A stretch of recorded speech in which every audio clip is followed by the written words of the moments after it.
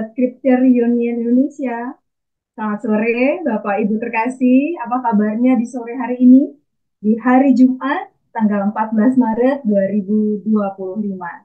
Saya, Restu Santoso, kembali hadir menyapa Ibu dan Bapak selama 1 jam ke depan dalam program Sejenak Bersama Scripture Union Indonesia. Saat ini kita akan ditemani narasumber kita, Bapak Pendeta Yongki Karman, PSD. Beliau adalah dosen Teologi Perjanjian Lama dan Teologi Biblika, Sekolah Tinggi Filsafat Teologi Jakarta. Selamat sore, Pak Pendeta Yongki. Selamat sore Bu Restu dan saudara-saudara sekalian. Bagaimana Pak kabarnya hari ini Pak? Ya baik, terima kasih. Puji Eh, Tuhan ya. Walaupun di tengah-tengah rutinitas sebagai dosen yang sibuk ya Pak. Biasalah itu. Baik, terima kasih untuk kesediaan Bapak menjadi narasumber yang kesekian kalinya di acara Sejenak Bersama Scripture Union Indonesia. Terima kasih Pak Yongki. Ya, Baik, Ibu Bapak terkasih, topik kita pada sore hari ini adalah diajar melalui penderitaan. Kisah Ayub. Penderitaan dan kesusahan. Jadi meskipun situasi yang kita alami pasti berbeda satu dengan yang lainnya, saya berbeda dengan ibu bapak, pastinya juga ibu bapak berbeda pengalaman dengan saya. Tetapi seluruh pengalaman kita tidak saja diwarnai dengan keindahan, manis, tapi juga pasti ada pahit atau disebut dengan penderitaan atau masalah itu. Dan akhirnya penderitaan itu melahirkan satu pertanyaan besar. Mengapa? Atau bahkan ada buntut pertanyaan lainnya. Apakah Allah membenciku? Akhirnya aku menderita sedemikian rupa. Itu kan sebabnya dia mengizinkan aku menderita seperti ini. Kenapa harus aku, bukan orang lain? Nah, di acara SBSUI pada sore hari ini atau malam hari ini, mengajak kita semua belajar tentang arti penderitaan dalam perjalanan rohani kita. Melalui pelajaran yang sangat berharga dalam setiap cobaan hidup melalui kisah Ayub. Jadi bersama dengan Pak Pendeta Yongki, kita akan belajar serta mendapatkan inspirasi serta pencerahan dari kisah Ayub yang penuh kebijaksanaan. Karena itu, tanpa berlama-lama lagi, mari kita mulai acara ini dengan berdoa. Bersamamu ya Kristus, kami siap untuk menerima pembelajaran dari kisah Ayub melalui narasumber hebat kami, Pak Pendeta Yongki. Penderitaan akhirnya tidak kami lihat sebagai sesuatu yang suram, sebagai sesuatu yang menjauhkan kami darimu. Tapi kami ingin belajar hari ini melihat dari kacamata yang baru. Dari pembicaraan ini, dari acara ini, kiranya kami mendapatkan inspirasi dan pencerahan dari kisah Ayub yang akan digali oleh Pak Pendeta Yongki. Terima kasih Kristus, inilah doa kami. Amin. Bapak Pendeta Yongki, sesi pertama ini kami serahkan kepada Bapak untuk memaparkan topik di sore hari ini. Silahkan Pak Pendeta Yongki. ya. Terima kasih Bu Restu. Selamat sore Ibu Bapak sekalian. Jadi judul kita diajar melalui penderitaan dan saya mencoba eh, melihatnya dari tiga tiga aktor di dalam kitab Ayub. Ya. Apakah kita bisa belajar dari tiga sahabat? Apa kita bisa belajar dari Elihu? Apa kita bisa belajar dari Tuhan?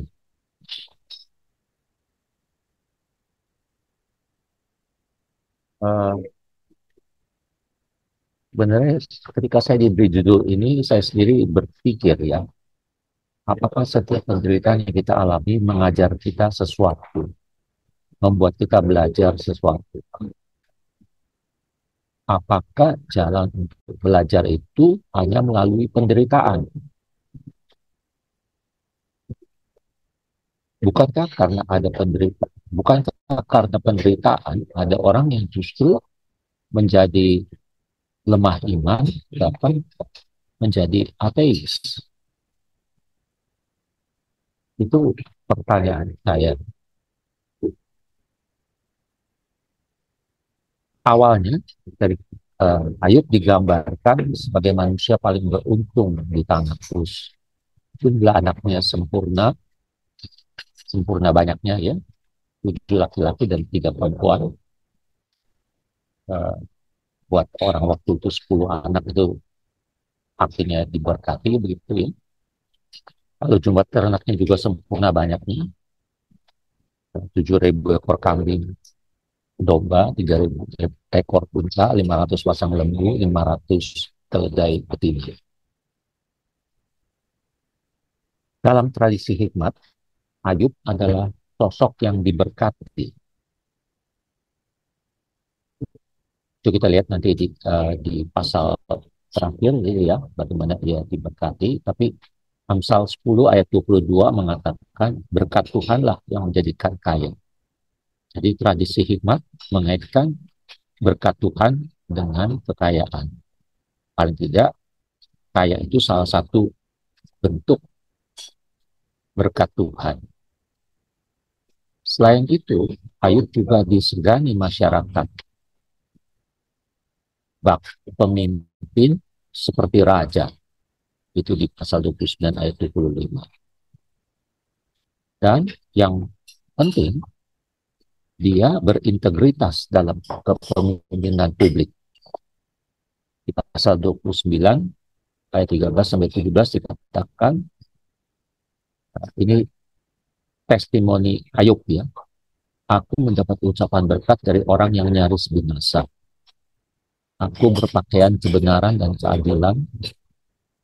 keadilan kukenakan seperti jubah dan serban. Aku menjadi mata bagi orang buta dan kaki bagi orang lumpuh. Aku menjadi bapa bagi orang miskin dan perkara orang yang tidak aku kenal kuselidiki. Aku meremukkan geraham orang curang dan merebut mangsanya dari giginya. Kita lihat bagaimana dia uh, disegani di masyarakat karena dia sosok yang berintegritas, tegas. Tapi nasib Ayub berubah dalam tempo singkat. Seluruh hartanya yang berbentuk ternak ludes dirampas orang. Semua anaknya tewas tertimpa puing-puing rumah yang roboh. Ia sendiri menderita bisu dari telapak kaki sampai kepala. Begitu gatalnya sehingga ia menggaruk-garuk badannya dengan beli. Yang jarang disinggung adalah sebenarnya juga istri Ayub. Menurut hemat saya, istrinya menderita. Bagaimana tidak bagaimana tidak menderita kalau 10 anaknya yang lahir dari rahimnya itu mati. Harta habis, lalu punya suami-suami seperti begitu.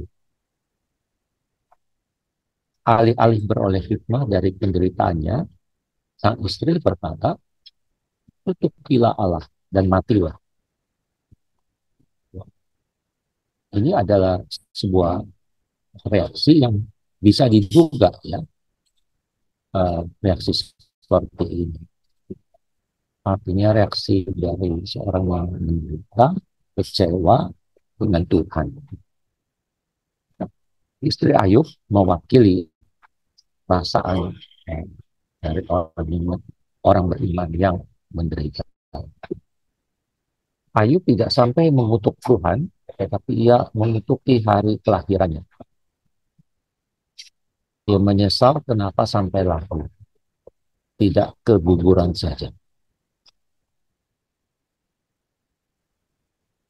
Alih-alih beroleh hikmah dari penderitaannya, Ayub bingung dengan malapetaka yang menimpanya. Mengapa aku harus menderita? Adalah pertanyaan eksistensial Ayub.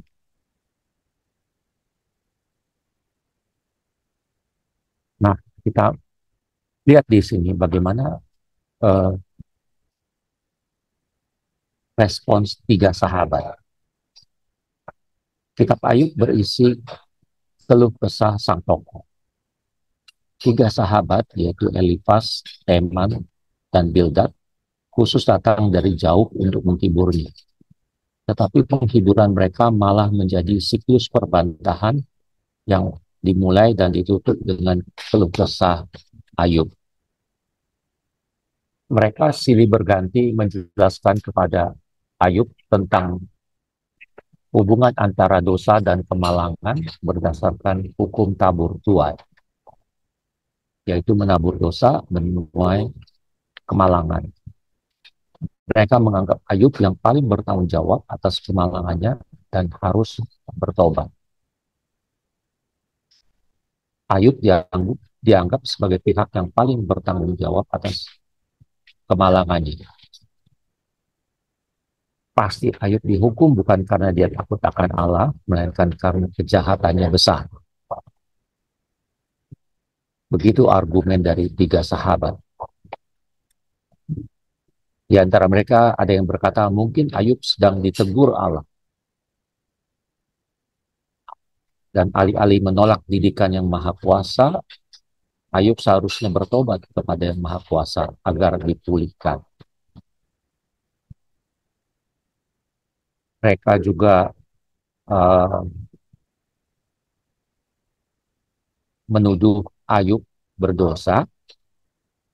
Sebenarnya Ayub sendiri juga tidak punya perasaan dia sebagai orang yang suci dalam arti sama sekali tidak ada salahnya. Kita lihat di pasal 14, dia menyinggung dosaku, pelanggaranku, kesalahanku. Jadi dia tahu dalam hidupnya dia punya dosa, pelanggaran, dan kesalahan. Namun Ayub menolak kemalangannya itu yang begitu hebat dihubungkan dengan dosa-dosanya. Menurut dia tidak sebegitu berdosanya hingga sepadan dengan kemalangan yang dialaminya. Maka penjelasan teologis dari tiga sahabat yang mengaitkan kemalangan Ayub dengan dosa-dosa pribadinya itu tidak memuaskan bagi Ayub. Ayub tidak belajar dari tiga sahabat. Karena itu masuklah sahabat keempat, yaitu Elihu, mulai pasal 32 sampai 37. Elihu mula-mula meminta Ayub untuk tidak khawatir, sebab dia tidak mau memojokkan seperti yang dilakukan tiga sahabat. Justru dia ingin membenarkan Ayub, sekaligus berbagi suatu hikmat. Maka Elihu mengatakan, aku hendak mengajarkan hikmat kepadamu. Hikmat apa itu? Yaitu tentang tujuan penderitaan. Ya. Apabila tiga sahabat tadi mengangkat tema dosa sebagai penyebab penderitaan, Eli menjelaskan penderitaan tidak harus selalu akibat dosa. Penderitaan tidak harus disebabkan karena kesalahan dari orang yang menderita. Menurut Eliku, ada penderitaan yang harus dicari dari tujuan penderitaan itu. Disinilah Elihu berbicara mengenai tujuan pedagogis penderitaan. Maka pasal 23 ayat 19 dikatakan manusia ditegur dengan penderitaan untuk menahan nyawanya dari liang kubur dan hidupnya dari maut. Jadi menurut Elihu, penderitaan yang dialami Ayub itu justru untuk mencegah dia mati.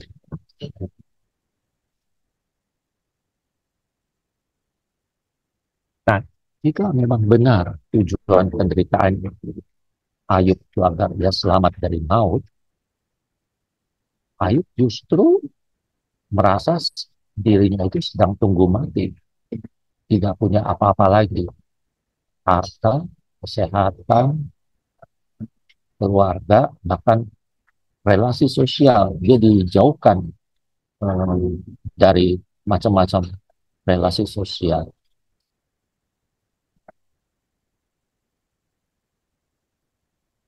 Maka di sini juga saya melihat ayat yang sering kita baca eh, sebagai ungkapan tawakal Ayub, barangkali bisa dibaca dalam arti lain, yaitu ayat ini ya.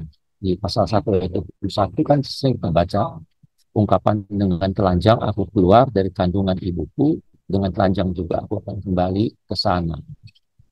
Nah, ini biasa kita maknai Ayub seorang yang tawakal, ya, tabah. Gitu. Nah, kalau kita lihat di ayat ini ada dua kali kata telanjang dan itu dikaitkan dengan lokasi, ya, telanjang dari dan telanjang ke. Dengan telanjang aku keluar dari kandungan, dan telanjang aku akan kembali ke sana.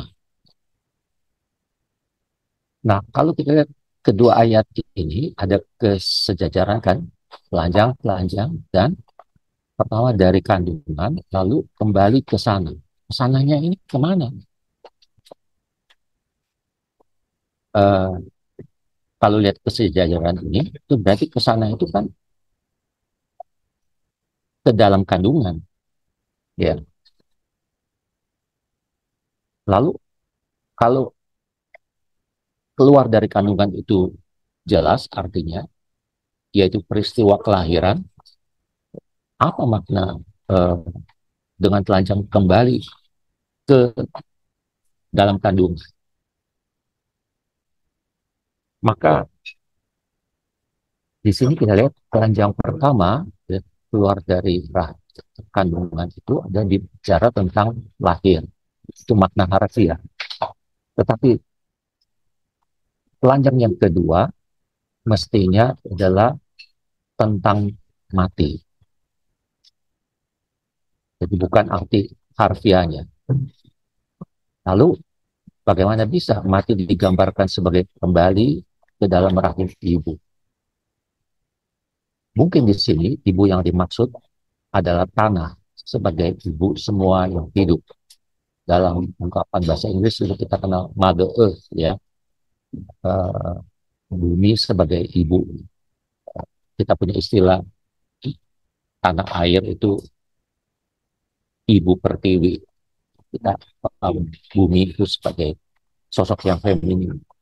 Nah, uh, di sini tampaknya ungkapan Ayub merefleksikan pandangan kuno Mesir yang mengubur jenazah tanpa pakaian dan makam sebagai rahim dewi yang membuat orang mati lahir kembali ke alam kehidupan lain yang indah sesudah kematian. Nah, karena praktik penguburan seperti itu berlawanan dengan praktik di Yehuda yang menguburkan jenazah justru dengan pakaian, mungkin teks Ayub ini merefleksikan pandangan hidup sebagian kecil penduduk Yehuda tentang hidup sesudah mati. Sehingga teks ini merefleksikan sikap pasrah Ayub yang sedang tunggu mati. Oke, itu saya mencoba menafsir ulang ayat-ayat yang sering kita baca tadi. Nah, kembali kepada Elihu. Elihu juga seperti tiga sahabat menghakimi Ayub sebagai orang berdosa. Lihat di pasal 34 yang mengatakan Ayub pergi bersekutu dengan orang-orang yang melakukan kejahatan dan bergaul dengan orang-orang fasik. Kiranya Ayub diuji terus-menerus karena dia menjawab seperti orang jahat. Nah, sebagaimana Ayub tidak belajar sesuatu dari penjelasan tiga sahabat, maka tampaknya di sini Ayub juga tidak belajar sesuatu dari penjelasan Elihu. Meskipun eh, tidak terjadi dialog antara Ayub dan Elihu, artinya kita tidak pernah tahu apa respons Ayub kepada penjelasan Elihu. Tapi hampir bisa dipastikan Ayub tidak belajar apa-apa dari Elihu. Nah sekarang bagaimana dengan Tuhan? Apakah Ayub belajar sesuatu dari Tuhan? Tuturan tuturan Elihu panjang lebar dalam 5 pasal itu uh, tidak direspons oleh Ayub, melainkan langsung dilanjutkan dengan tuturan panjang Tuhan. Dan itu adalah untuk pertama kalinya Tuhan bertutur setelah lama berdiam diri. Dan Tuhan bertutur bukan untuk merespons Elihu, melainkan merespons Ayub. Karena dari dialog Ayub dengan 3 sahabat, tampaklah Ayub menggugat Tuhan dalam penderitaan. Nah, Ayub dicecar Tuhan dengan rangkaian panjang pertanyaan retorik. Pertanyaan yang jawabannya sudah jelas. Dan membuat diri Ayub merasa kecil di hadapan kebesaran alam semesta ciptaan yang maha kuasa. Maksudnya adalah Tuhan tidak bisa dipersoalkan di luar kata cipta. Ayub yang sejauh ini paling banyak bicara, ini dia mengakui Tuhan sambil yang sanggup menuntaskan rencananya. Ini pengakuan Ayub. Aku tahu bahwa engkau sanggup melakukan segala sesuatu dan tidak ada rencanamu yang gagal. Lalu dulu dia tahu tentang Tuhan hanya dari apa kata orang. Kini mata imannya seperti tercelik dan tahu Tuhan secara langsung. Ini testimoni dia, hanya dari kata orang saja aku mendengar tentang engkau, tetapi sekarang mataku sendiri memandang engkau. Nah, kita sampai pada bagian terakhir, yaitu kesimpulan. Saya ingin kita memeriksa judul yang diberikan Lembaga Alkitab Indonesia untuk pasal 1 sampai 2, yaitu kesalehan Ayub diuji. Sebab menurut saya judul ini memunculkan pertanyaan yang tidak perlu. Kalau judulnya direnungkan baik-baik, kesalahan Ayub diuji, pertanyaannya itu siapa yang menguji Ayub? Tuhan yang menguji. Lalu kalau Tuhan yang menguji, Tuhan menguji untuk apa? Dan menurut saya mustahil Tuhan yang sudah memuji kesetiaan Ayub sedikit pun tak meragukan integritasnya. Lalu dia masih perlu mengujinya lagi dengan cara-cara menyakitkan. Sebab kalau Tuhan benar menguji Ayub dengan cara-cara yang menyakitkan itu Tuhan sadis. Jadi saya kalau dikatakan siapa yang menguji itu Tuhan, saya tidak bisa paham. Kalau kita lihat perjanjian baru mengatakan apabila seorang dicobai, janganlah berkata pencobaan ini datang dari Allah. Allah tidak dapat dicobai oleh orang jahat, dan ini penting, dia sendiri tidak mencobai siapapun. Nah, kalau kita lihat dalam kitab Ayub, di pasal 36 ayat 21, ini penjelasan dari Elihu. Ayub dicobai oleh sengsaranya sendiri, yaitu sengsara penderitaan yang bisa terjadi di dunia manusia. Dan cobaan adalah sesuatu yang dipakai untuk menguji. Dan terbukti Ayub akhirnya tahan uji. Ya. Ungkapan tahan uji itu banyak sekali di dalam perjanjian baru. Dengan kesalehan Ayub terbukti lah bahwa dia saleh tanpa pamrih. Artinya tadinya ada tuduhan bahwa Ayub saleh karena dia takut kehilangan berkat. Ayub saleh karena sudah terlanjur enak disayang Tuhan. Eh, dan kalau semua berkat termasuk kesehatan yang bahkan diambil, maka mungkin dia tidak akan lagi menyembah Tuhan. Ya, dia ternyata itu tidak benar. Ayub terbukti saleh tanpa pamrih dan dia kembali diberkati Tuhan. Seolah-olah kita Ayub hendak mengatakan bahwa ketika penderitaan tak bisa selesai dengan kata-kata, bahkan dengan firman Tuhan sekalipun, yang terpenting adalah tindakan melawan putus asa. Karena penderitaan akan mendatangkan putusasaan. Dan itu harus dilawan agar tidak sampai dikuasai oleh keputusasaan. Dalam arti itulah pembangkangan Ayub terbukti efektif. Dia membangkang, bahkan dia berani menggugat Tuhan, tapi itu semua dalam rangka melawan putus asa yang sedang menyerangnya itu. Baik, terima kasih kepada Bapak Pendeta Yongki yang sudah memberikan pemaparan terkait dengan tema kita hari ini, diajar melalui penderitaan, kisah Ayub.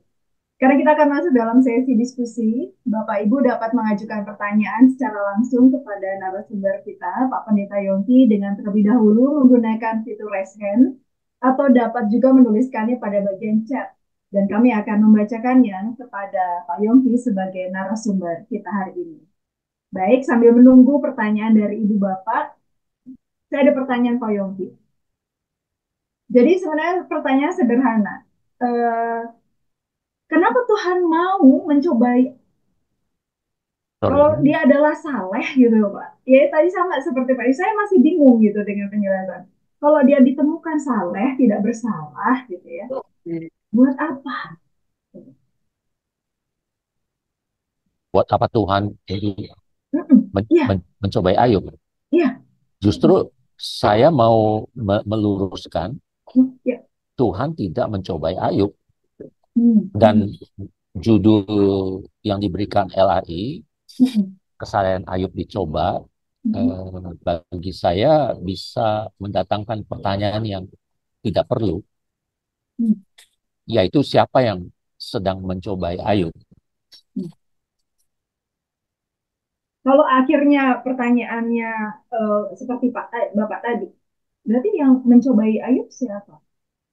Kalau lihat penjelasan Mm-mm. Elihu di pasal 36, Ayub dicobai oleh sengsara. Ayub Kesengsaraannya. dicobai oleh penderitaannya. Ya, dan saya rasa itu lebih tepat ya, Mm-mm. eh, karena penderitaan apapun itu dalam arti tertentu memang mencobai kita, ya, membuat Oke. kita bisa eh, kurang beriman atau bahkan akhirnya menjadi lebih beriman, ya. Tapi itulah penderitaan yang dialami oleh manusia. Jadi tujuannya untuk itu, Pak. Lebih mengasah akhirnya. Mengasah iman. Tujuan dari apa ya? Tujuan dari penderitaan dan kesengsaraan yang akhirnya mencobai Ayub. Eh, itu penjelasan yang diberikan oleh Elihu. Sahabatnya. Oke. Nah, sekarang tinggal kita yang menilai apakah penjelasan dia itu bisa kita Mhm. terima. Sebab Mhm. kita kalau kalau penjelasan dari tiga sahabat mengenai eh, penderitaan Ayub itu karena dia berdosa, itu kan sudah dibantah oleh Ayub, ya, nggak bisa diterima. Nah, masalahnya penjelasan Elihu ini tidak ada bantahannya dari Ayub karena langsung setelah Elihu bertutur, masuklah Tuhan. Itu. Jadi saya juga ingin mengajak ibu bapak sekalian yang saya yakin cukup paham Alkitab ya.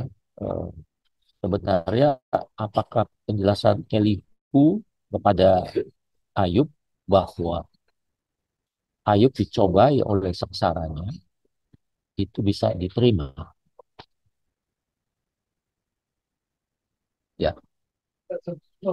Jadi kayak dengan pertanyaan saya akhirnya pantas nggak Pak bahwa Ayub ini menerima penderitaan? Eh, Karena faktanya di Ayub yang pertama atau pasal 8 ayat 2 dan 3 dia kan ditemukan tidak bercela, jujur, dia takut akan Tuhan, menjauhi kejahatan. Jadi ya. pantas nggak dia akan menerima Nah, penderitaannya itu? kitab Ayub ini kan di dalam eh, genre-nya ya, jenis sastranya itu kan termasuk kitab hikmat. Nah, di dalam tradisi hikmat itu orang yang takut akan Tuhan tidak akan mengalami yang seperti Ayub. Jadi kalau ditanya pantas nggak, pasti tidak. Dan itu sebabnya Ayub melawan. Dia merasa dizolimi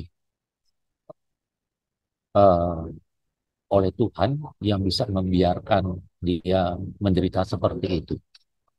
Kan istrinya sudah istrinya sudah ini bilang sama dia, Ayub udah kamu mati aja dah ya. Tapi sebelum mati kamu kutuk Tuhan. Itu Tuhan macam apa? Ya. Jadi saya kira jelas itu ya. Oke. Jadi bisa dikatakan bahwa ketika Ayub takut akan Allah dan dia jika dia tidak bersalah, bahwa berarti Ayub adalah penderita yang sangat tidak bersalah. Ya, dia penderita apa mengalami ketidakadilan. Hmm. Jadi Ayub merasa dizolimi dan disitulah dia melawan.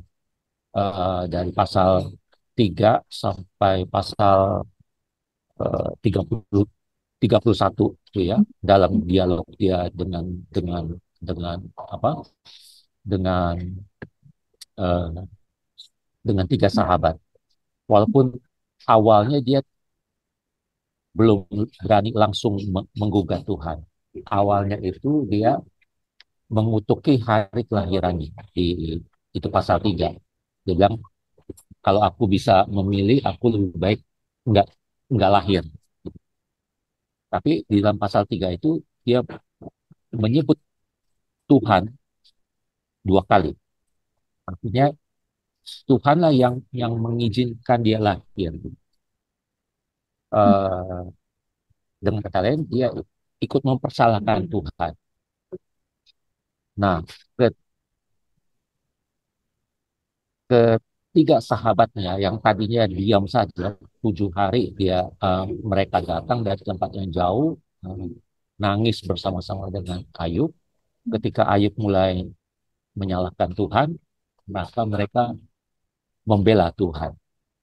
Dan ketiga sahabat itu membentuk front pembela Tuhan, FPT. Ya, Ya, sejujurnya kalau saya di posisi Ayub yang sudah tidak adil, menerima ketidakadilan karena keadaan gitu ya, kemudian berharap bahwa teman-teman di sekitarnya akan membuat dia lebih lega gitu, tapi justru akan semakin menghimpit.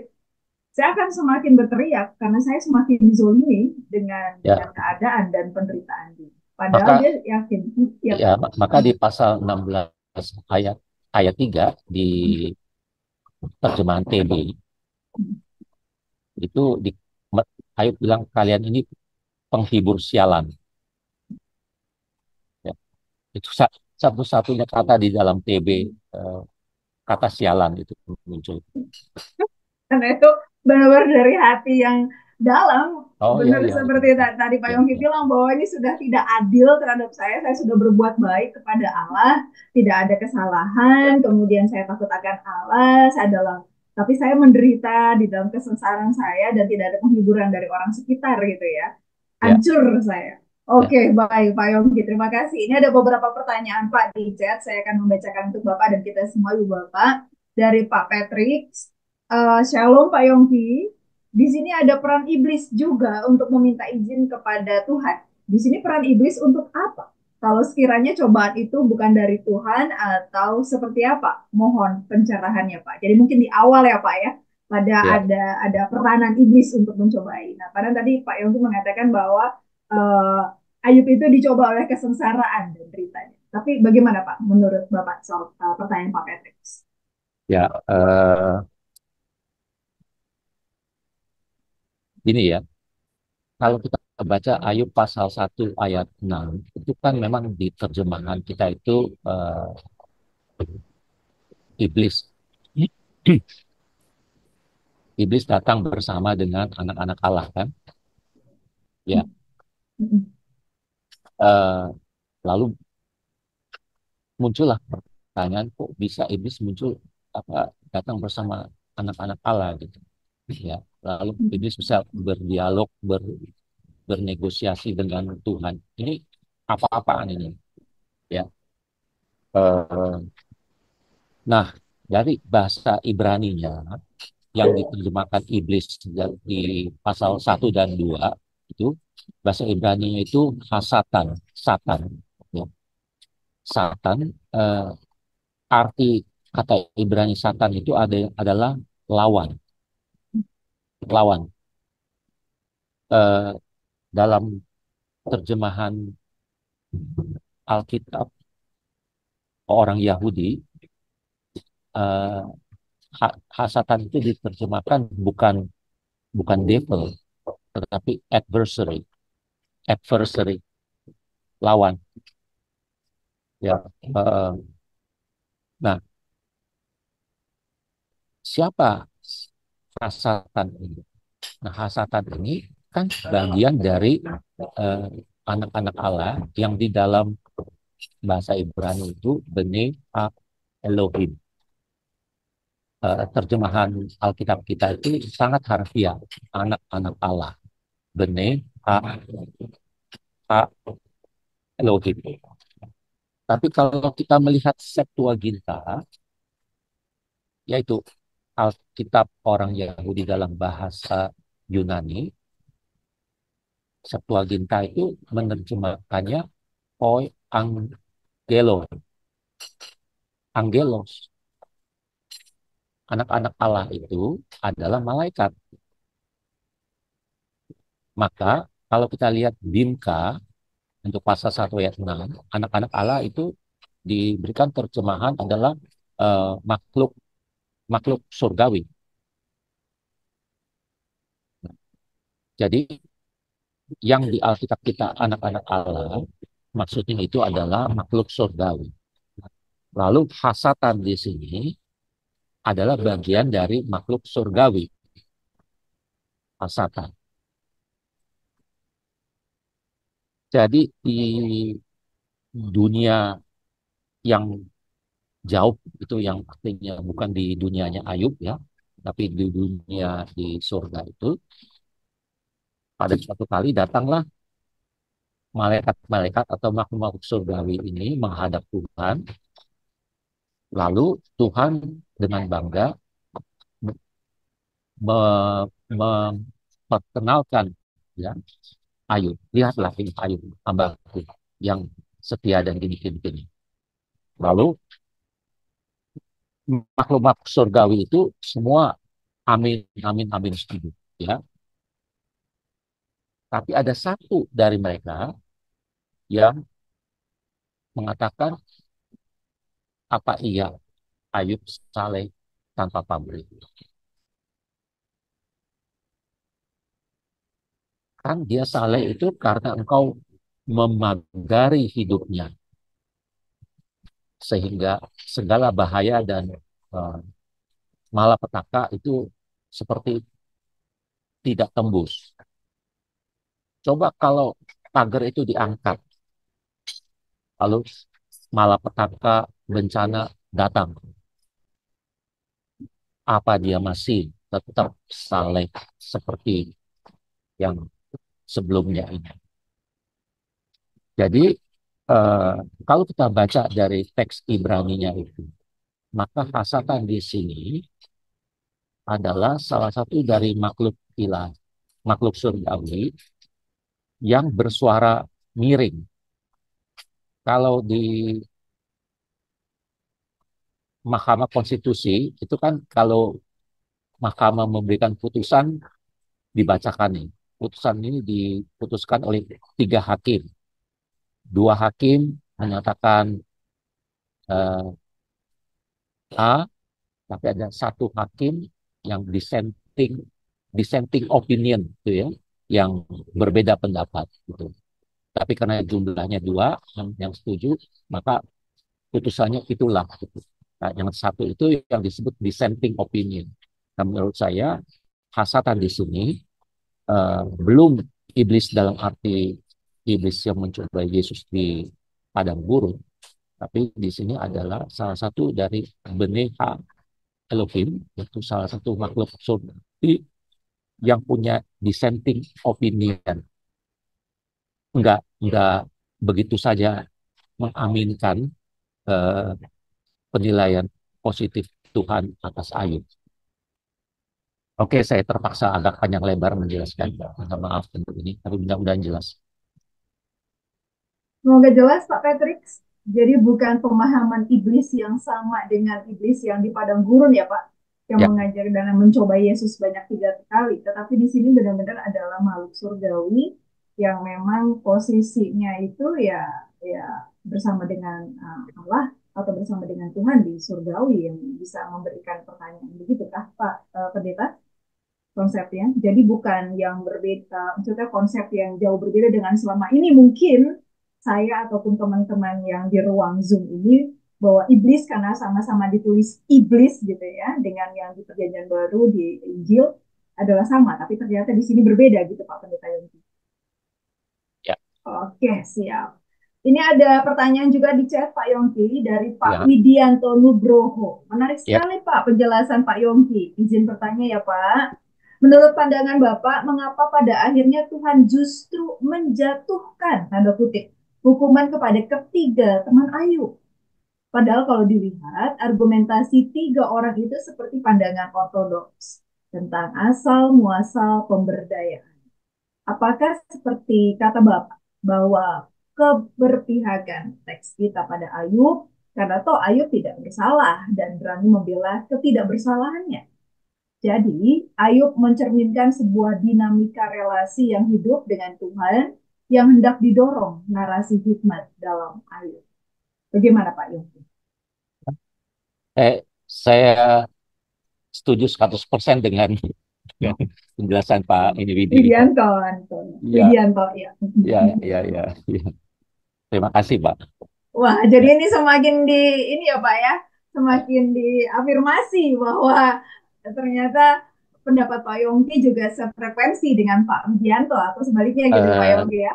boleh saya tambahkan sedikit. Oh, silahkan Pak. Baik, Jadi kan baik. di pasal 42 ayat ayat 7 dijelaskan misalnya bahwa eh, ketiga sahabat itu berkata-kata tidak benar tentang aku, ya. Artinya kata-kata mereka, logos mereka tentang Tuhan, logos theos, ya, teologi mereka tentang Tuhan itu salah dalam kasus Ayub. Sementara Ayub berkata-kata benar. Jadi kan dikatakan kalian tidak berkata-kata benar tentang aku, tidak seperti hambaku Ayub gitu. Jadi logosnya Ayub tentang Tuhan, meskipun dia seperti orang yang melawan gitu ya, meronta-ronta gitu kan, apa menjerit ya, nggak bisa terima, bertanya-tanya kenapa Tuhan begini, tolong jelaskan gini ya. Pokoknya dia menggugat ketidakadilan yang dialaminya. Nah, justru di pandangan Tuhan, logosnya Ayub itu yang lebih benar daripada logosnya si tiga sahabat. Itu di ayat 7 ya, 42 ayat 7. Jelas sekali. Terima kasih. Terima kasih, Pak Yongki. Jadi, kalau kita bisa baca di ayat yang ketujuh, murkamu menyala terhadap engkau dan terhadap kedua sahabatmu karena kamu tidak berkata benar tentang aku seperti hambaku Ayub. Itu sebuah penegasan berarti Pak Yongki ya, Ya, dari Allah kita. Baik. Ini juga sebenarnya mau membuka kita bahwa ada kerendah hatian dari seorang Ayub dan mengajak kita juga terbuka eh, dan mengajak kita untuk merendahkan hati bahkan diri kita. Oke, baik. Ini dari Pendeta Tanaria Sembiring, Pak Pendeta Yongki. Oke, beliau mau bertanya, menurut Bapak, jika kita mengalami penderitaan, bagaimana kita mengetahui apakah kita diuji atau dicobai? Terima kasih, Pak. Silakan, Pak Pendeta Yongki. ya. Bagaimana kita bisa tahu, Pak, kalau kita ini sedang diuji? Sebenarnya Alkitab tidak begitu membedakan secara tegas diuji dan dicobai ya. Eh, Abraham misalnya kan di kejadian pasal 22 dikatakan kan eh, Allah eh, mencobai kan di situ kan istilahnya mencobai apa saya takut salah nanti di kejadian 22 itu eh, menguji ya. Ya, istilahnya menguji ya, menguji ya. Jadi ya ada yang menjelaskan begini biasanya kalau mencoba itu maksudnya untuk menjatuhkan, kalau kalau menguji itu eh, maksudnya adalah meneguhkan, itu menguatkan. Saya ya kalau mau di kalau kalau mau diambil penjelasan itu oke lah gitu ya. Eh, Masalahnya kita kan tidak pernah tahu penderitaan yang kita alami ini ujungnya ini akan kemana? Ujungnya ini akan membuat kita menjadi lemah iman atau membuat kita lebih kuat, dan itu konsekuensi dari kita sebagai orang yang beriman. Karena kalau kita orang beriman, maka kita akan menghubungkan penderitaan ini dengan Tuhan. Disitulah ada ada kemungkinan kita akan kita akan kecewa terhadap Tuhan. Ya. Hmm. Eh, jadi memang beriman itu tidak gampang. Jauh lebih gampang menjadi orang ateis. Kalau dia menderita, ya sudah, dia cari aja kenapa dia menderita, atau paling-paling dia berpikir ini sudah nasib sudah selesai gitu. Tapi orang beriman itu, waduh, rumit itu jadinya. Akan menghubungkan dengan Tuhan.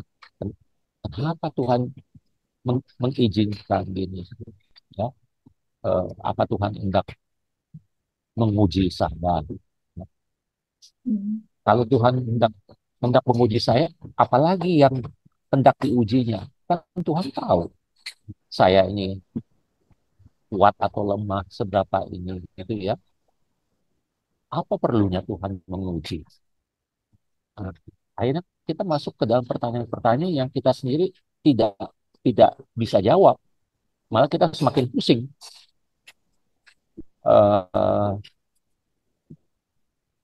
Makin jatuh penderitaan, makin itu ya pusing Bu ya. gitu. Karena semakin pusing untuk kita Ya, ya, udah ya, ya. menderita, punya masalah, tambah Ya, pusing ya. karena mikirin ini diuji atau Betul, betul, tidak, betul, atau betul, untuk iman betul, malah betul. tambah menderita, Pak Pendeta Yongki. Ya, betul, betul, betul, betul, betul. Ya, ya, ya. Bukannya ada jalan keluar ya. Ya, betul. Ya, ya. Eh, ya, oke. Baik, terima kasih. Berarti bisa dikatakan Pak Yongki bahwa yang dicobai itu cenderung menggoda seseorang untuk melakukan sesuatu yang salah, begitu. Sedangkan kalau diuji adalah pengalaman yang digunakan untuk mau mengukur, menguji, atau mau mengajarkan sesuatu, begitu. Apa bisa dikatakan demikian? Saya kira begini ya, kalau penderitaan itu pertama-tama adalah konsekuensi kita hidup di dunia yang seperti ini, di dunia yang tidak sempurna, ya. Jadi siapa saja bisa menjadi objek penderitaan. Nah, ketika kita menderita, itulah ada si jahat yang bisa menjadikan penderitaan ini membuat kita jatuh, memakai ini untuk menjatuhkan kita bisa. Eh, saya ingat Yusuf ya. Yusuf itu kan eh, di akhir itu di pasal 50 kitab Kejadian, dia kan waktu itu kan ayahnya baru meninggal, Yakub. Lalu kakaknya itu kan kasak kusuk ketakutan. Wah, ini adik kita baik-baik sama kita selama ini karena bapak masih masih hidup ya. Nah, sekarang bapak sudah nggak ada, pastilah si Yusuf ini akan balas dendam gitu ya. Mereka sadar bahwa mereka sangat jahat sebagai kakak itu dulunya. Nah, lalu si ini eh, Yusuf bilang begini kan di ayat 20 pasal 50, memang kamu telah merencanakan yang jahat terhadap aku. Ya, jadi Yusuf tahu dan terus masih ingat bahwa kamu dulu pernah menjahati aku, ya. Eh, tetapi Allah telah merencanakannya demi kebaikan untuk mewujudkan apa yang terjadi sekarang, yaitu memelihara hidup banyak orang. Jadi Ayub kan tadi, apa si Yusuf ini kan tadinya dijahati eh, supaya habis gitu ya, atau supaya nggak jadi orang. Tapi Tuhan ternyata mampu membelokkan nasib buruknya Yusuf jadi bagus gitu. Yusuf jadi orang. Eh, lalu Yusuf flashback dan dia lihat, oh di sini ada karya Tuhan. Jadi dia berani mengatakan kepada kakak-kakaknya, sudahlah, memang kamu jahat ya. Apa yang kamu lakukan itu jahat, benar jahat, sangat sangat sangat keji gitu, ya untuk seorang kakak, untuk seorang kakak. Tapi Tuhan sudah mengalihkan ya, menjadikan apa hal yang seharusnya bikin saya mati, bikin saya jadi nobody, jadi budak ya, Pak. Eh, sekarang saya jadi orang untuk satu karya yang ini. Maka eh, Tuhanlah yang bisa gitu. Jadi melalui penderitaan Yusuf, justru Tuhan ini jadikan dia lebih baik.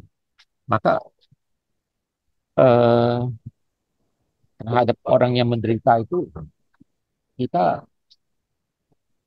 susah bilang kalau pasti Tuhan ada maksud yang baik begitu. Pasti ini baik hasilnya gitu ya. Menurut saya tidak, karena penderitaan itu bisa menghancurkan orang. Jadi kita jangan pernah sekali-sekali meminta Tuhan kirimkanlah penderitaan kepada saya supaya iman saya bertambah kuat. Oh jangan, jangan saudara. Itu kalau penderitaan memang harus datang, kita ini mengalami, ya kita terimalah dan bagaimana kita dengan tabah bisa melewati itu. Tapi jangan sekali-kali kena minta itu kan, eh, seperti doa dalam doa Bapa kami kita berdoa Tuhan jangan masukkan kami ke dalam pencobaan gitu ya. Saya kira benar itu ya. Penderitaan itu adalah suatu pencobaan. Eh, Elihu mengatakan kepada Ayub bahwa Ayub dicobai oleh penderitaan. Terima kasih Pak Yongki. Ya sebenarnya ada sesuatu hal yang menarik juga ketika Pak Yongki tadi apa namanya menceritakan dari sisi istri Ayu. Banyak orang selalu menyalahkan dia sebagai istri yang tidak setia, istri yang jahat, istri yang kejam, karena ketika suami dalam keadaan menderita, dia malah meninggalkan. Tapi kita jarang apa namanya berempati terhadap istri Ayub ini yang sudah kehilangan 10 anaknya, langsung kemudian melihat suaminya yang menderita sangat. Kalau saya sebagai istri itu pasti menangis Pak, teriris. Karena biasanya kalau perempuan perasaan itu kan yang tajam. Ya, Kan? ya, Dan bahkan dia lebih mendahulukan anak-anaknya dibandingkan dirinya sendiri. Seorang betul. ibu demikian. Ya, Mungkin ini yang sering pribadi saya juga melupakan dari sisi keibuan atau ibu dari anak-anaknya Ayub ini. Dia pun sangat menderita. Mungkin ada dua kacamata yang berbeda. Jadi benar kata Pak Yongki bahwa tidak semua orang bisa teguh, bisa tetap berdiri, tetap beriman gitu ya. Meyakinkan bahwa penderitaan ini adalah ada berkat di ujung, bahwa ini untuk mengasah uji, apa menguji untuk iman saya dan sebagainya. Tapi juga pasti akan ada titik di mana dia lelah dengan semuanya. bisa dia bilang. Ya. Baik, terima kasih Pak Yongki. Ini sangat menegur sebenarnya, menegur saya secara pribadi juga gitu ya. Oke, Pak, ini ada dua pertanyaan, mungkin dua pertanyaan ini bisa dikatakan terakhir Pak Yongki. Dari Benar-benar terakhir ya. benar Pak, Ya, ya, karena memang kita waktunya sudah harusnya selesai karena sudah pukul ya, 7 lewat 2 menit. Baik, ya. dari Ibu Hana, Pak Yongki, dari perjalanan hidup Ayub, bagaimana cara menanggapi penderitaan-penderitaan dalam perjalanan hidup saat ini? Contoh, sakit penyakit yang tidak sembuh-sembuh atau bertahun-tahun, persoalan keluarga, ekonomi, dan lain sebagainya. Jadi bagaimana bisa tetap menjalani hidup bersuka cita di Tuhan? Nah, ini bagaimana, Pak? Bu, saya juga justru masih belajar ini bagaimana harus em, menyikapi penderitaan ya. Eh, karena sama-sama penderitaan itu mustahil kita hindari. Yang bisa kita lakukan adalah sebisa-bisanya kita menghindar dari penderitaan begitu ya. Tapi kalau toh sudah terjadi juga, ya kita mohon kekuatan rahmat dari Tuhan eh, untuk bisa menanggung itu ya. Dan disitulah eh, kita berada dalam keadaan yang lemah, tapi di situ juga kita boleh mengalami kekuatan Tuhan. Seperti kata Paulus di dalam 2 Korintus 12, dalam kelemahanku lah justru eh, kekuatan Kristus menjadi nyata. Dan mudah-mudahan di dalam kelemahan itulah kita makin mengalami kuasa Kristus. Saya kira itu yang saya bisa katakan. Ya, bukan. Baik, terima kasih Pak Yongki. Semoga Bu Hana bisa atau Bapak Hana bisa memahami dari jawaban Pak Yongki yang memang ini adalah perjalanan iman masing-masing pribadi ya Pak. Ya, Karena di dalam pergumulan kita, kita sedang berjuang dan dalam perjuangan itu pasti kita butuh kekuatan. Dan kekuatan itu adalah dari Tuhan sumbernya. Baik, Pak Yongki satu lagi, mohon maaf Ibu Bapak yang mungkin ada pertanyaan yang sudah tertulis di chat ataupun Ibu Bapak punya pertanyaan yang akan mau diajukan, tapi malah karena kita ada waktu yang terbatas, maka saya akan membacakan satu saja pertanyaan lagi dari Pak Adil Yohanes. Izin bertanya Pak Yongki, apakah mungkin kita mengalami penderitaan seperti Ayub atau Ayub sebuah pengecualian? Sejauh ini saya belum pernah kecewa kepada Tuhan karena penderitaan. Apakah Bapak pernah kecewa kepada Tuhan? Terima kasih. Waduh, Pak. Kecewa nggak, Pak, kepada Tuhan, Pak? Ya, karena selama ini saya eh, masih yang enteng-enteng aja penderitaan gitu ya. Jadi eh, kita tidak tahu apakah kita akan mengalami penderitaan yang berat seperti Ayub. Eh, tapi yang jelas penderitaan seperti Ayub ini penderitaan yang jarang sekali, jarang sekali. Bukan bukan bukan hal yang lazim. Jadi kitab Ayub ada, terutama memang untuk orang-orang yang mengalami penderitaan eh, yang di luar di luar kelazim. Itu ada orang-orang tertentu yang seperti itu, maka saya rasa kitab Ayub ini akan sungguh-sungguh menjadi penghiburan yang besar ya. Bagi saya atau mungkin saudara-saudara yang menderita biasa-biasa saja begitu ya, eh, justru kita harus malu kalau kita cuma mengalami penderitaan biasa-biasa aja kita sudah kalah atau ini ya, sementara Ayub yang begitu eh, besar penderitaannya ya bisa bertahan sampai akhir. Saya rasa kitab Ayub berlaku apa maksudnya berbicara untuk kita semua karena justru kebanyakan kita mengalami penderitaan yang masih tergolong biasa-biasa saja. Terima kasih Bu Restu dan Bapak Ibu sekalian. Baik, terima kasih Pak Yongki. Jadi, kitab Ayub itu bisa menjadi cermin ya Pak untuk kita. Untuk Ya, bisa melihat kalau kita sudah langsung kalah, menyerah, baca lagi kitab Ayub, kita bercermin. Bagaimana Ayub sangat menderita, tapi dia bisa bangkit. Walaupun prosesnya cukup panjang ya Pak Pendeta Yongki ya. Baik, Ibu Bapak yang terkasih, 1 jam sudah perjumpaan kita, bahkan lebih kalau kita rasakan. Karena banyak hal yang sudah dituturkan oleh narasumber kita, Pak Pendeta Yongki, di dalam tema diajar melalui penderitaan, kisah Ayub. Pemaparan yang sangat luar biasa yang kiranya semakin menolong kita menemukan pelajaran berharga dalam setiap cobaan hidup. Jadi melalui kisah Ayub, kita dimampukan untuk memaknai bahwa penderitaan itu menguatkan iman kita.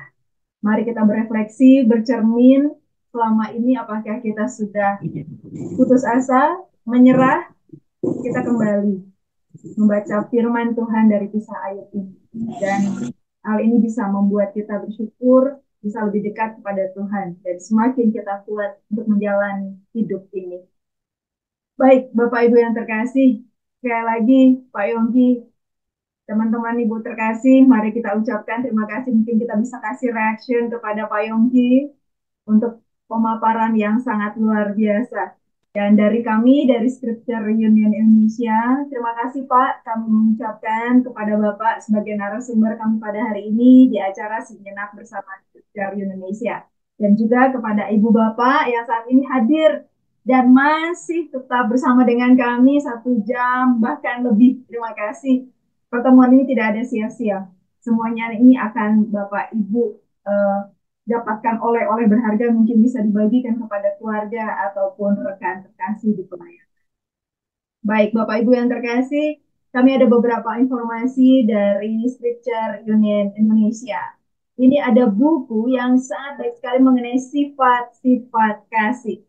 Hadir bagi kita semua menjadi panduan yang inspiratif, menggali makna kasih di dalam Alkitab. Jadi bagaimana menerapkan cinta kasih, sifat-sifat kasih itu dalam kehidupan kita sehari-hari. Yang dikatakan bahwa tidak mudah perjalanan kehidupan iman kita. Ada onak duri, kemudian banyak sekali kerikil-kerikil tajam. Tapi bagaimana kita bisa menebarkan cinta kasih itu dalam kehidupan. Mari kita dapatkan buku sifat-sifat kasih di pemesanan nomor yang ada di dalam layar atau tampilan slide Ibu Bapak terkasih. Ini juga ada buku yang luar biasa called To Be Impactful, karya dari Bapak Pendeta Profesor Arman Barus yang diterbitkan oleh kami dari Scripture Indonesia dalam bahasa Inggris. Jadi buku ini juga sangat menginspirasi kita mengenai pemahaman panggilan hidup kita yang sesungguhnya. Dengan gaya penulisan yang mendalam dan praktis, buku ini mau mengajak kita semua, Ibu Bapak terkasih, menggali potensi diri, memaksimalkan talenta, serta hidup sebagai agen perubahan di tengah masyarakat. Mari kita temukan prinsip-prinsip Alkitabiah yang akan memimpin hidup kita untuk lebih bermakna dan berdampak bagi kerajaan sorga. Dan Ibu Bapak, kita akan berjumpa kembali di acara yang sama di Sejenak Bersama Scripture Reunion Indonesia 2 minggu mendatang, tepat di tanggal 28 Maret. Kita bersama dengan Ibu Pendeta Rika M. Tarigan, tenang dalam tekanan. Demikian tema yang akan diangkat. Menghadapi tekanan. Hari ini kita belajar tentang penderitaan. 2 minggu mendatang kita akan belajar bagaimana cara kita menghadapi tekanan itu. Bagaimana kita bisa tetap tenang di dalam tekanan. Jadi, yuk dapatkan bagaimana triknya menghadapi tekanan dan menghadapi tekanan itu dengan tenang. Bergabunglah bersama kami 2 minggu mendatang. Karena memang ini tema ini menyambut Paskah untuk mendalami kisah Yesus di hadapan Pilatus yang sangat kita teladani. Bagaimana Yesus dengan tenang menghadapi ancaman dan tekanan dari banyak orang. Ibu Bapak yang terkasih, demikian informasi dari kami. Dan sebagai penutup, kami mohon kesediaan Pak Pendeta Yongki sebagai narasumber memberikan konklusi atau kesimpulan kepada kami tentang materi Bapak. Dan kami mohon juga Bapak menutupnya dalam doa. Silakan Pak Pendeta Yongki. Memang kitab kitab Ayub ini termasuk kitab hikmat ya. Jadi eh, di dalam tradisi hikmat itu sangat jelas bahwa orang yang saleh diberkati Tuhan. Tapi justru kitab ini juga menggambarkan gara-gara Ayub terlalu saleh, maka dia mendapat semua penderitaan dan cobaan itu. Eh, maka di sini kitab ini memang mengajarkan suatu pelajaran yang sulit mengenai ini penderitaan. Dan seperti tadi saya sudah katakan, eh, kita jangan mencari-cari penderitaan dan juga janganlah kita menjadi penyebab langsung orang lain menderita. Usahakanlah itu eh, sambil kita sendiri bersiap diri seandainya kita suatu kali harus menderita apapun itu, tetap sandaran kita adalah Tuhan. Maka kita jangan pernah lepas dari belas kasihan dan rahmat Tuhan. Terima kasih. Terima kasih Pak Yongki. Silahkan kepada Pak Pendeta Theo Filias untuk menutup acara ini dalam doa. Silakan Pak Pendeta Theo. Baik, mari berdoa. Syukur kepadamu ya Tuhan, Allah yang pengasih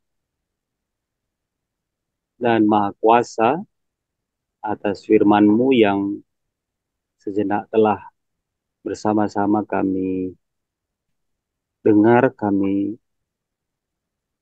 diskusikan, renungkan atas paparan dari Pak Yongki Karman. Biarlah ya Tuhan, kami semakin rendah hati, semakin Tuhan mampukan untuk merasakan betapa kayanya firman Tuhan, dan firman Tuhan itu berkuasa, secara khusus ketika kami ada di dalam penderitaan, bahwa Tuhan juga tetap bersama-sama kami. Tuhan memampukan kami tetap berjalan bersama dengan Tuhan dalam jalani kehidupan dengan tengah-tengah penderitaan hidup, sehingga kami tetap mampu untuk hidup setia, berserah mengandalkan kekuatan pertolongan dari Tuhan saja. Terima kasih untuk Pak Yongki yang Tuhan pakai untuk jadi berkat bagi kami dalam memahami kitab Ayub. Terima kasih untuk SUI, juga untuk saudara kami Mbak Restu yang memoderatori cara webinar kami malam ini. Berkatilah setiap kami yang boleh hadir ya Tuhan, dan tetap nama Tuhan saja terpuji dan termulia. Berdoa dan bersyukur dalam Kristus Yesus Tuhan kami. Amin.